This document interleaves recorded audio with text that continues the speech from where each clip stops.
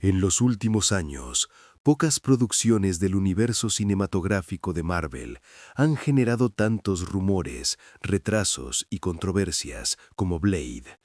A esto se suma la incertidumbre alrededor del futuro de personajes como She-Hulk, lo que ha encendido el debate entre fans y expertos. Hoy vamos a hablar de una historia que casi nadie vio, el Blade que Marvel quiso hacer y nunca llegó a materializarse. Un proyecto ambicioso, oscuro y arriesgado, que podría haber cambiado por completo el rumbo del MCU. El Blade original que Marvel planeaba.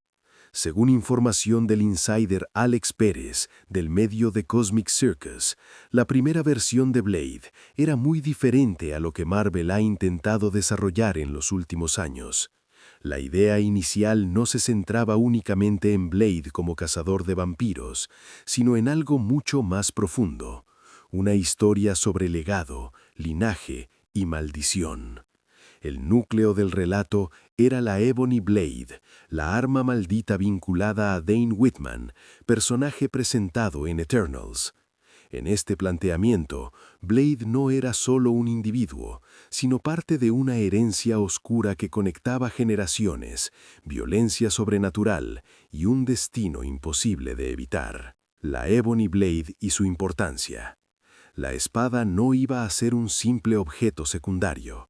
Marvel pretendía convertirla en el eje central de una mitología nueva dentro del MCU.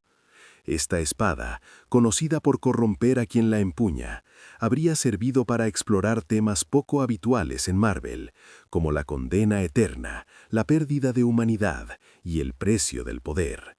Blade y Dane Whitman estaban destinados a compartir protagonismo, unidos por una maldición que los superaba. Incluso el título de la película tenía un doble significado.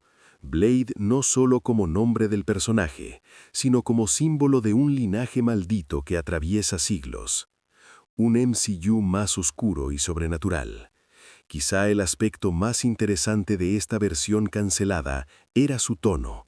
Marvel planeaba adentrarse de lleno en el terreno del terror y la fantasía oscura.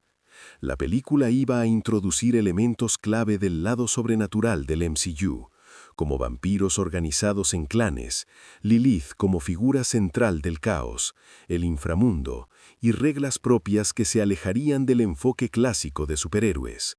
Este Blade habría funcionado como la puerta de entrada a una futura película de Midnight Suns, estableciendo una narrativa más adulta y sombría. El gran problema: el tono. Aquí es donde todo empezó a desmoronarse. Este enfoque chocaba directamente con la identidad que Marvel ha construido durante más de una década. El MCU se caracteriza por su humor constante, su ligereza incluso en situaciones dramáticas y su accesibilidad para todo tipo de público. Un Blade oscuro, violento y cercano al terror representaba un riesgo enorme, no solo por el cambio de tono, sino porque exigía coherencia a largo plazo y valentía creativa. Todo indica que Marvel no estuvo dispuesta a dar ese salto. Cambios de rumbo y consecuencias.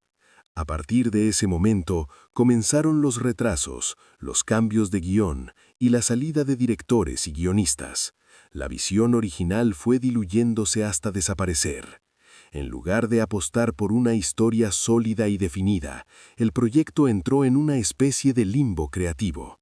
Y esto no solo afectó a Blade, sino también al desarrollo del lado sobrenatural del MCU en general. Personajes como She-Hulk, que representan un enfoque completamente opuesto en tono y estilo, refuerzan la sensación de que Marvel no tiene claro qué camino seguir. ¿Qué perdió Marvel con esta decisión? La cancelación de esta versión de Blade no es solo una película perdida. Es una oportunidad desaprovechada de renovar el MCU, de atraer a un público distinto y de demostrar que Marvel puede contar historias más arriesgadas. Un universo más oscuro habría permitido explorar nuevas emociones, nuevas amenazas y personajes con conflictos más complejos.